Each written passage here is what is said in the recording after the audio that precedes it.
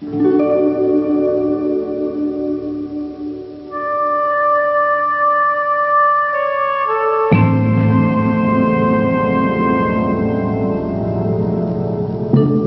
talk today of an Algerian nation, and this exasperates me. All this has nothing to do with the concept of nation. What anyone might say, today's Algeria is a land inhabited by two peoples, and I mean two peoples. One is Muslim and the other is not. They both have an equal right to justice and an equal right to preserve their homeland. I'm distraught by events there. Algeria is choking me. I can think of nothing else.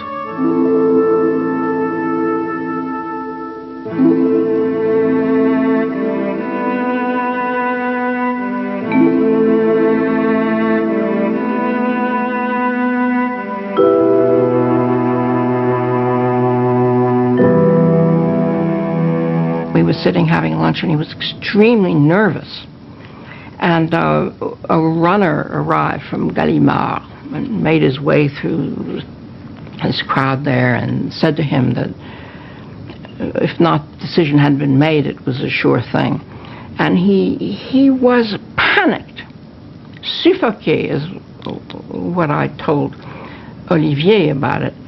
And he just raised his hands up and he said, no, it should have gone to Malraux. He told that to a lot of people. Camus in 1957 was, according to all witnesses, absolutely crushed by getting the Nobel Prize. He was the youngest French winner. He was a man who thought that most of his work was in front of him, and getting the Nobel Prize was like being buried alive. Il y avait une forte opinion, du moins parmi les intellectuels et les journalistes en Suède, en ce qui concernait la question de l'Algérie. Et évidemment, ça posait quelques grincements. De même, il y avait en France aussi une opposition entre Camus et Sartre après l'homme révolté.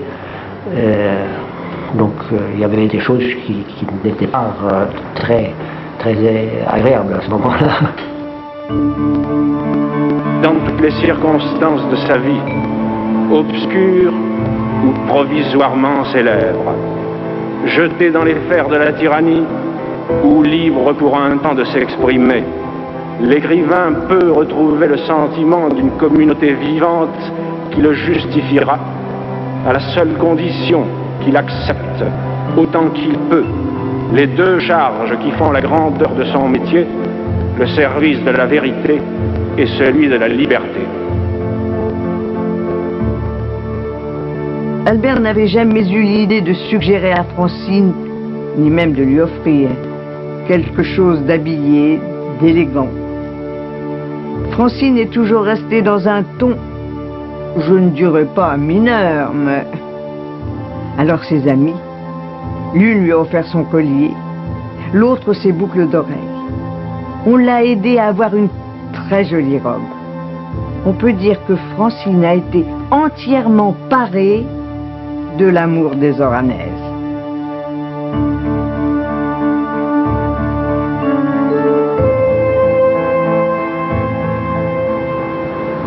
Après leur journée donc du prix, il y a eu cette espèce de rencontre avec les étudiants de l'Université de Stockholm. Et il y avait là aussi un jeune Algérien qui avait vivement entrepris sur la question algérienne. Et c'était d'ailleurs un peu désagréable en ce sens que entre chaque attaque qu'il lançait contre Camus, il redescendait dans la salle où il avait des copains suédois qui le conseillaient ce qui devait être dit la prochaine fois. C'est un petit peu comme si ces étudiants-là lâchaient un chien après Camus. Moi j'ai trouvé ça très désagréable. Et c'est à ce moment-là que Camus a dit la fameuse chose au sujet de sa mère et de la justice. Il a dit quelque chose dans ce genre que en ce moment-ci on lance des bombes dans les tramways à Alger, ma mère peut se trouver dans un de ces tramways. Si c'est ça votre justice, je préfère ma mère.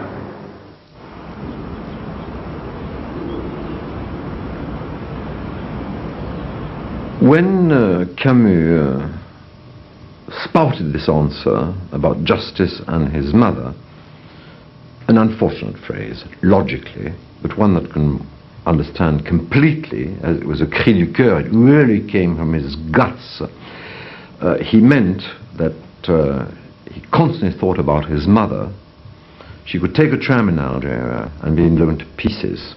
Of course, this was not how it was interpreted. It was interpreted by many people as meaning thousands of Algerians killed, justice or injustice mean nothing, and he thinks about his mother.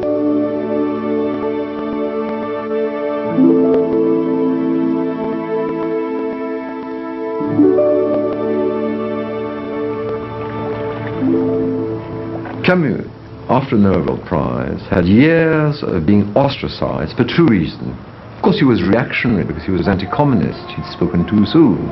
And of course he was reactionary because he did not accept the idea of independence. He felt that he had equal rights to the soil in Algeria. And there's no question that, on that particular point, he was a bit behind history. But it is absolutely absurd to say that he was a traditional French colonialist.